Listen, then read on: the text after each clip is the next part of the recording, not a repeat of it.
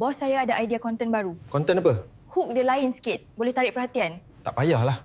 Kenapa, bos? Nanti kalau tak jadi, buang masa je. Bos, saya ada idea konten baru. Okey, buat. Kalau view sikit, Tak apa. kenapa bos? Satu video gagal bukan masalah. Bos, ada idea produk baru. Tak payah kan nak dah cakap. Kenapa, bos? Nanti kalau tak laku macam mana? Bos, ada idea produk baru. Okey, kita test. Test macam mana?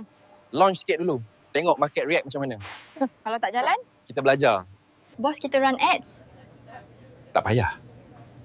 Kenapa, bos? Nanti burn duit. Bos, kita run ads. Run sikit dulu. Kalau rugi. Itu bukan rugi. Hmm. Itu data. Kau masih jual produk tu? Ya, yeah. Sales macam mana? Slow. Bos, video ni viral. Good. Produk baru pun laku. Good. Ads pun ramai founder gagal bukan sebab produk tak bagus. Ramai founder gagal sebab terlalu takut untuk test. Bisnes tak grow sebab kita terlalu nak selamat.